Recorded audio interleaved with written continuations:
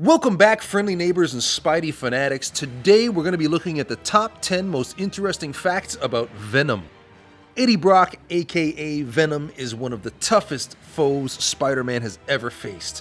While Venom hasn't always had the most success with his life as villain or anti-hero, his story is always an interesting one. With that out of the way, let's get into the top 10 facts about Venom. Eyes, lungs, pancreas. So many snacks, so little time. Venom survives off eating human organs. More specifically, he loves human brains. The same organic compound that's in brains is also found in chocolate. So when Eddie Brock discovered this, he convinced Venom to indulge in a few chocolate bars instead of random people off the street. So it's safe to say that a lot of human lives were spared because of a Kit Kat or some M&Ms. Come to think about it, he'd be a good person to have around during a breakup, because you know damn well he keeps bags of chocolate somewhere.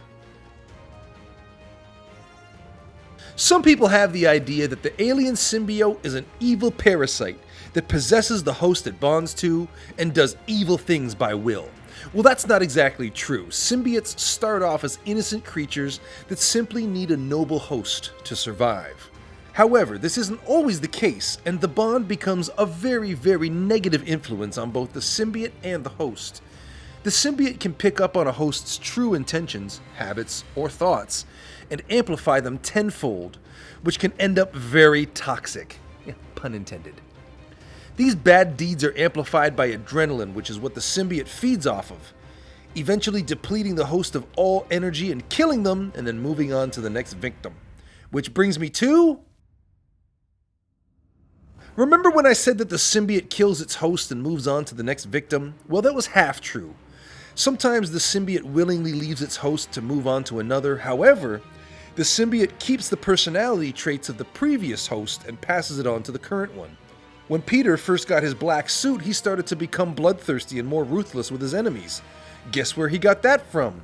Yep, Deadpool. In the 2015 Secret War Comics event, it was revealed that Deadpool had the Venom symbiote before Peter did. During this short time, the symbiote learned most Deadpool's inappropriate traits. So remember, kids, always check who had your symbiote first. Venom has two very strong weaknesses: sound and fire. Fire is deadly to him since the symbiote can't survive extreme heat. It burns them internally and severs their connection with the host. Sound is the more well-known weakness to fans since it was prominent in Spider-Man 3 and in the cartoons. In both instances, Peter discovered the weakness when he banged his body against a church bell, and the symbiote became agitated and weaker, severing the bond between symbiote and host. Before Eddie Brock bonded to Venom, Eddie's life was going downhill. He lost his job at the Bugle, his wife left him, and he found out that he had cancer. After Eddie and Venom bonded together, the cancer in Eddie's body became dormant while the two were attached. While Venom can heal all injuries and fix broken bones, he wasn't powerful enough to destroy the cancer cells. When Venom and Eddie separated, the cancer became active again and it was amplified.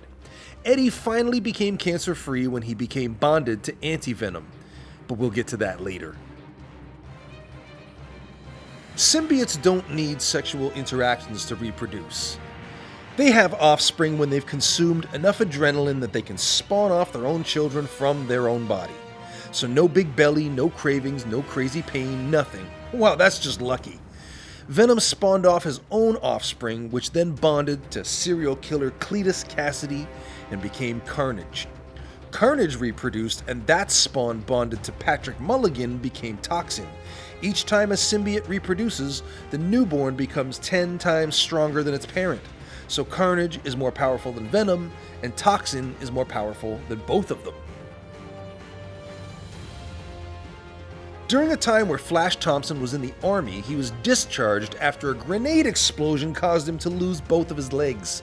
While in recovery, S.H.I.E.L.D. recruited him to be a soldier again, but this time, he would be doing so under the control of the symbiote. S.H.I.E.L.D. had a plan of using the Venom symbiote as their own weapon, because, you know, it's S.H.I.E.L.D. and for a while the experiment was a success. Until it lost control.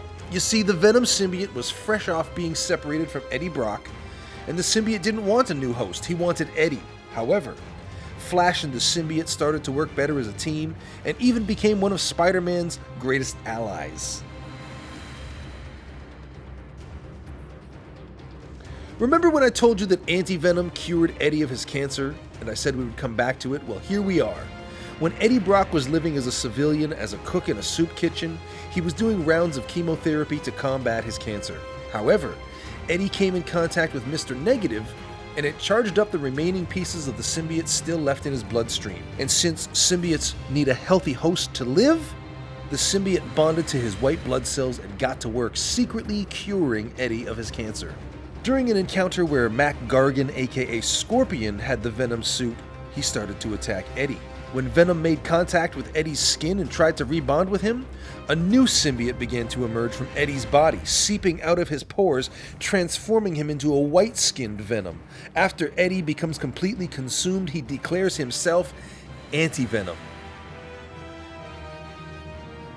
When Flash Thompson was Agent Venom, he was recruited by Captain America to join up with Giant Man, Beast, Black Widow, Hawkeye, etc. Most of the team was hesitant to let Eddie join due to his past behavior as a vicious killer and being one of Spider-Man's greatest enemies. Flash took this to heart, and he proved himself able to control the symbiote and help the Avengers under pressure. He even won the trust of Captain America and earned his respect. That's huge! Longtime writer David Michelinie originally wanted Venom to be a female. The origin story for this would be even more tragic than Eddie's. Long story short, a pregnant woman got into a taxi with her husband and got into a car crash due to the taxi driver being distracted by Spider-Man swinging across New York. Then she would go into labor on the street, ultimately losing the baby. After leaving the hospital, the grief-stricken woman would swear revenge on Spider-Man and eventually find the symbiote after being rejected by Spider-Man, and thus, Venom would be born. And there we are, the top 10 most interesting facts about Venom. Let us know in the comments if there's any more villains you want us to cover, and make sure to subscribe and turn on notifications to be the first to see all of our Spider-Man themed videos here on the Spider-Man Fan Channel.